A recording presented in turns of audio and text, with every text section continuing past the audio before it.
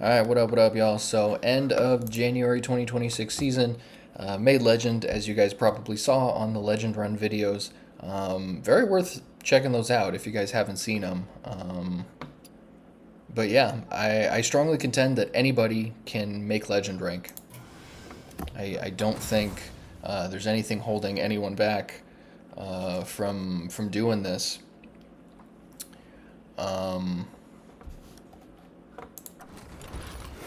Yeah, most people think Legend is just this really, really crazy thing, and it's actually not that difficult.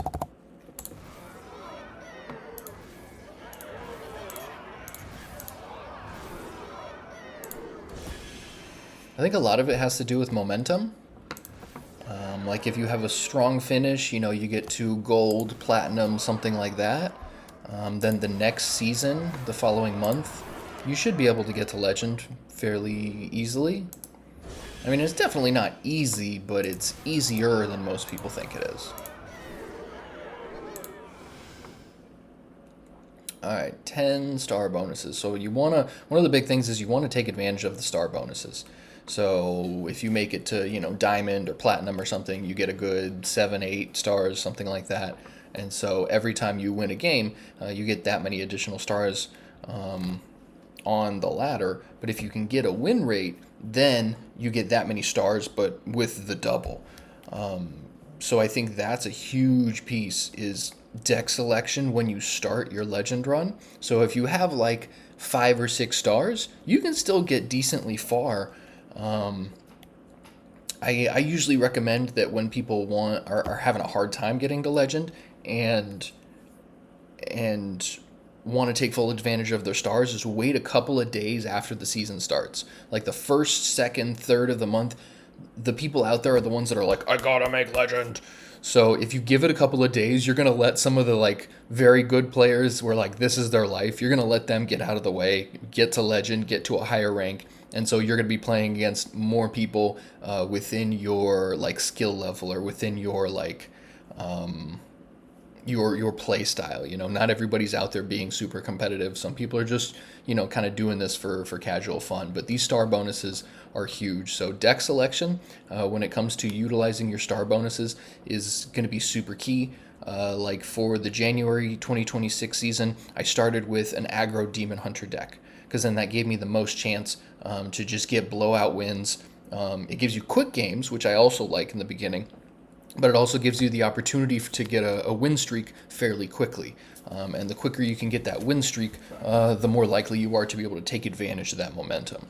So I strongly recommend that. Blah, and we are here.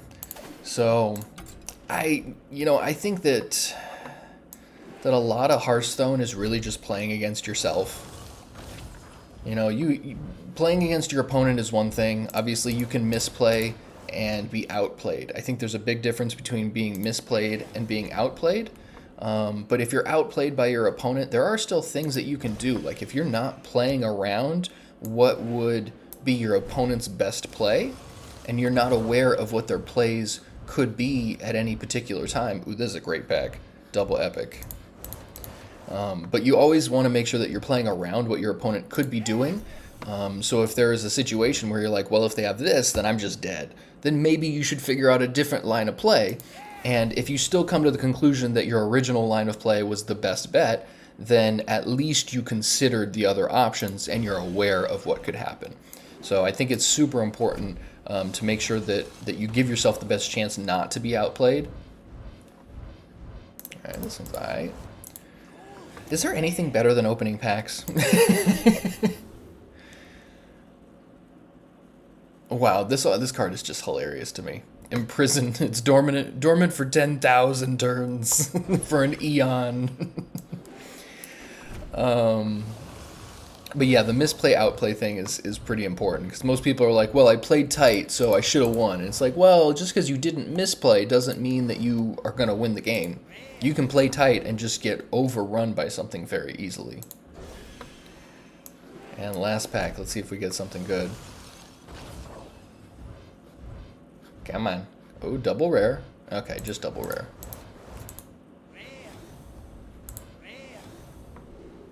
Nice.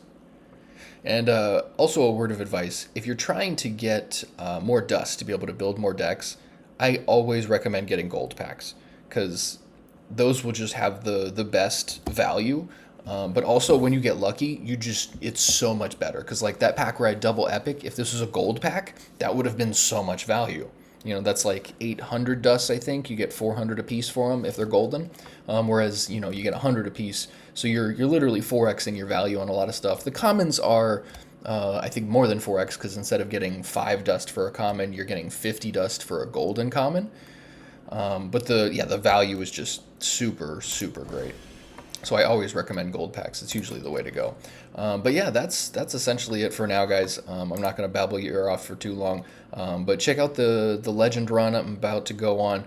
I record and stream basically everything. I've been streaming on Twitch, but I just recently figured out I can stream on YouTube at the same time. And so I'm trying to do both of those things simultaneously while also recording this for you guys. So yeah, keep your eyes out for the Legend Run videos coming. Or if you can catch the stream, I also recommend that because, yeah, this is going to be dope. I did it in 4 days in the January season, so I'm hoping to do it within a week. My original plan for January was like maybe about a week, so anything less than that is great, but it will probably take a solid 7 days of maybe a couple hours a day of streaming to be able to get there. So keep your eyes peeled. Peace and love, guys. Catch you next time.